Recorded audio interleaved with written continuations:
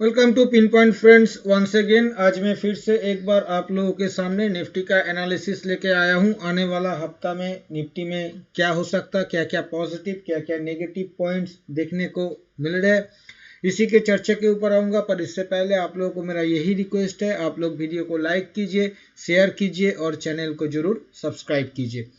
Friends, पिछले हफ्ता मैंने आप लोगों के साथ जो चर्चा करके गया था उसमें मैंने आप लोगों को बताया था मेरा व्यू साफ साफ बुलिश था। पर मैंने आप लोगों को ये भी बताया था कि ये हफ्ता एक रेंज बाउंड हफ्ता रह सकता है, एक दायरे में प्राइस घूम सकता है।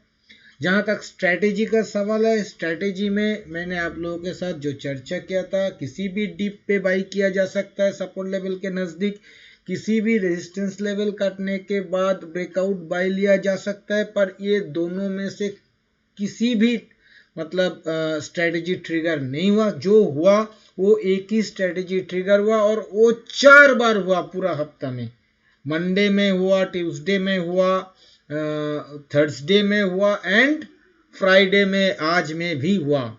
वो ये था कि पहला रेजिस्टेंस लेवल जो 17,800 का था वहां पे सेल ऑन राइज किया जा सकता है, ऐसा मैंने चर्चा किया था। और हर रोज लगभग मंडे के दिन 17,780 से ट्यूसडे के दिन आपका 17,810 के आसपास से आपका थर्सडे के दिन भी 17,780-85 के आसपास से, और आज फ्राइडे के दिन भी 17,835 के आसपास से प्राइस घूम के नीचे की तरफ, और हर रोज लगभग 70-80-100 पॉइंट का तो डाउन मूव दिखाई ही है। तो मुनाफा जिसने भी अटेम्प्ट किया है जरूर बना हुआ होगा। एक बार अटेम्प्ट करने से भी बना है, एक से ज्यादा अटेम्प्ट करने से भी बना है। अभी जो देखने को मिल रहा है, पिछले हफ्ता मैंने बताया था आप लोगों को कि लास्ट जो डाउन स्विंग हुआ था उसका 61.8% गोल्डन रिट्रेसमेंट लेवल जो खड़ा था 17,681 के आसपास, और प्राइस जिसका 5 पॉइंट नीचे क्लोज करके गया था।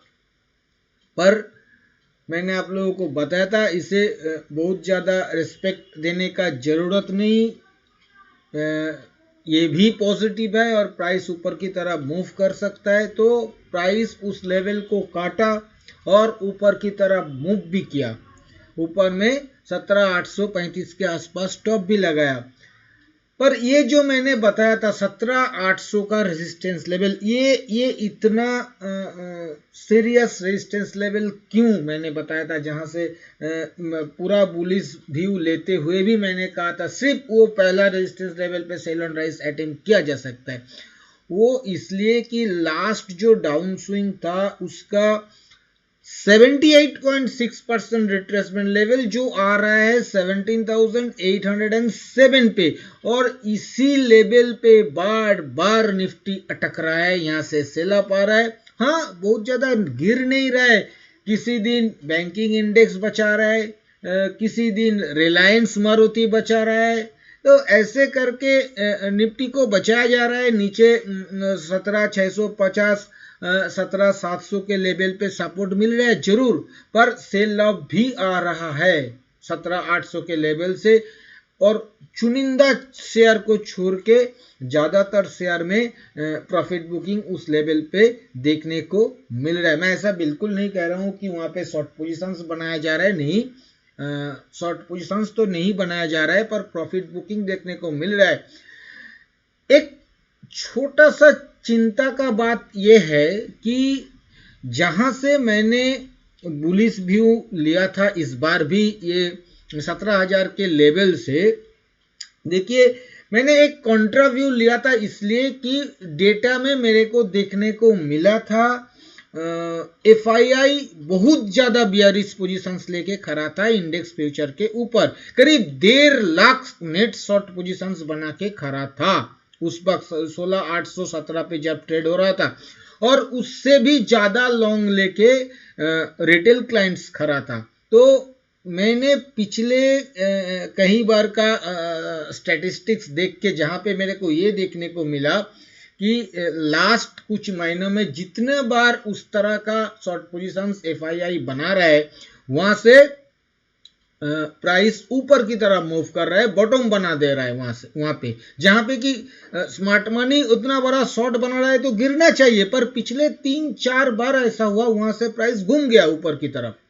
तो उसको मद्देनजर रखते हुए मैंने इस बार वहां से बुलिश व्यू कंट्रा व्यू लिया था और वो क्लिक भी कर गया। पर आज के डेट में एफआईआई लोग अपना शॉर्ट काट के लॉन्ग पोजीशंस पे आ रहा है, ये थोड़ा सा चिंता का बात है। जहां पे क्लाइंट भी लॉन्ग में है, थोड़ा बहुत अपना लॉन्ग पोजीशंस हटाया है, तो इस डेटा को थोड़ा सा गौर से एनालिसिस करना पड़ेगा। वीकेंड में भी करूंगा, आने वाला 2-3 दिन का कैसा बिल्डअप बन रहा है वो भी देखना पड़ेगा। और अगला हफ्ता बहुत सारा इवेंट लाइंड अप है, एफओएमसी मीट, आपका यूएस में ये प्रेसिडेंशियल इलेक्शन, हमारा यहाँ 7 तारीख को बताया गया आरबीआई का कुछ इंटरिम मीटिंग वगैरह कुछ होगा, तो बहुत सारा इवेंट लाइंड अप है। तो कैसे बाजार पोजीशन कर रहा है, कैसे स्मार्ट प्लेयर या रिटेल क्लाइंट पोजीशन बना रहा है, वो देख के अगला हफ्ता जब एनालिसिस करूंगा इसके ऊपर कुछ टिप्पणी कर पाऊंगा। पर अभी थोड़ा सा कॉशस रहिएगा इस डेटा के ऊपर। अब जहां तक मूविंग एवरेजेस सेटअप का बात है फ्रेंड्स, मूविंग एवरेजेस 20, 50, 200 तीनों के तीनों मूविंग एवरेजेस के ऊपर प्राइस है।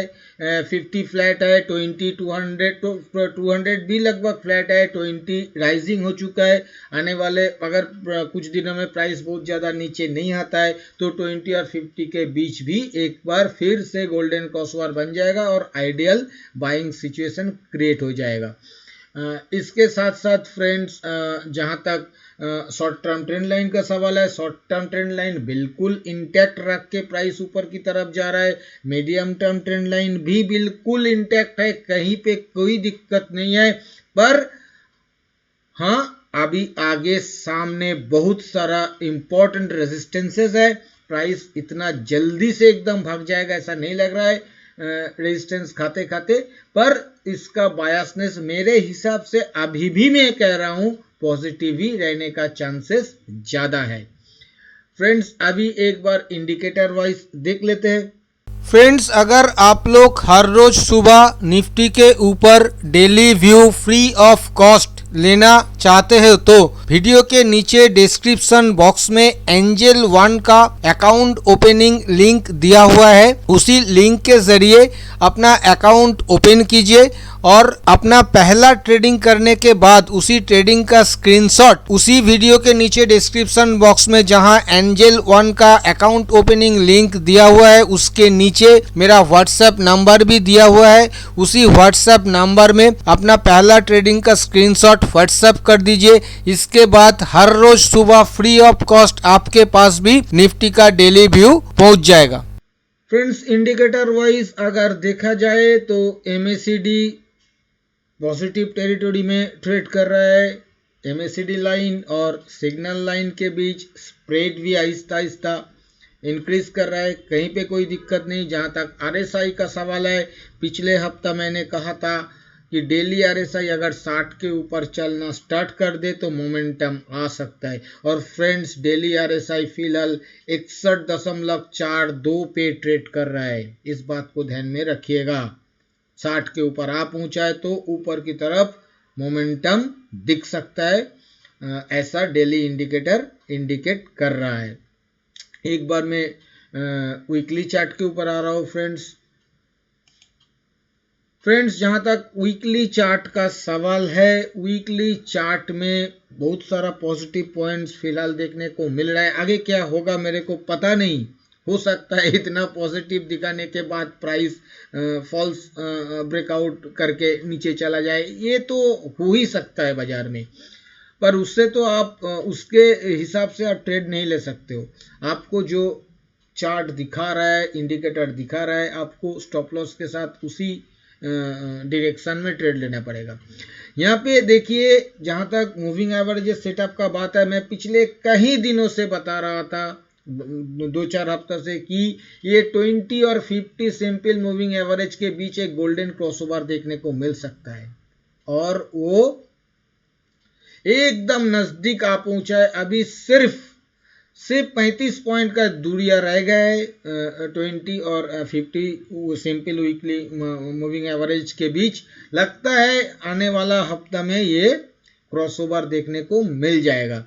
यहाँ पे 20 राइजिंग है, 50 थोड़ा सा फॉलिंग है अभी भी, पर प्राइस इससे कहीं ऊपर है, करीब 750 पॉइंट ऊपर है प्राइस, दोनों मूविंग एवरेजेस के ऊपर। जहाँ तक कैंडलस्टिक वाइज पैटर्न का बात है, candlestick wise higher top, higher bottom, higher closing देखने को मिल रहा है। बहुत ही छोटा कैंडल बना है, पर बहुत ज़्यादा चिंता का बात नहीं है, ऐसा हमें नहीं लग रहा है। जो इम्पोर्टेंट पॉइंट है, ये जो डाउन ट्रेंड लाइन, जो 2021 अक्टूबर से जिस डाउन ट्रेंड लाइन को फॉलो करके प्राइस नीचे आ रहा था, जिसके ऊपर किसी भी वीकली क्लोजिंग अभी तक नहीं हुआ, एक वीकली मतलब 5 सितंबर वाला जो हफ्ता था 2022 का, वहाँ पे इन लाइन था, मतलब लाइन के ऊपर एक क्लोजिंग आया था वीकली पे, पर ज़्यादा कन्विंसिंग नहीं था उस ट्रेंड लाइन के ऊपर। अभी इस हफ्ता में उस ट्रेंड लाइन के ऊपर सिर्फ क्लोजिंग ही नहीं है, पूरा कैंडल उस ट्रेंड लाइन के ऊपर बना है। हो सकता है कैंडल एक डोजी है, आप लोगों में से कई लोग रिवर्सल का भी बातें सोच सकते हो, पर मैं कहूँगा अभी भी इतना ज़्यादा तवज्जो देने का ज़रूरत नहीं है, क्योंकि पिछला हफ्ता का लो काफ़ी नीचे है। तो ये कैंडल अगर काम करना चालू करेगा तो उस लो के नीचे, तो अभी उतना रिस्पेक्ट देने का ज़रूरत नहीं। जहाँ तक इंडिकेटर का सवाल है फ्रेंड्स, इंडिकेटर में MACD फ्लैट है, कोई दिक्कत नहीं है। RSI 58.58 के आसपास बना हुआ है, अभी भी 60 के ऊपर गया नहीं, पर 60 के ऊपर अगर वीकली भी चला जाएगा तो मोमेंटम और भी तेज हो सकता है। ये मोटा मोटा वीकली चार्ट के ऊपर एनालिसिस हुआ। अभी मैं एक बार ऑप्शन चेन के ऊपर आ रहा हूँ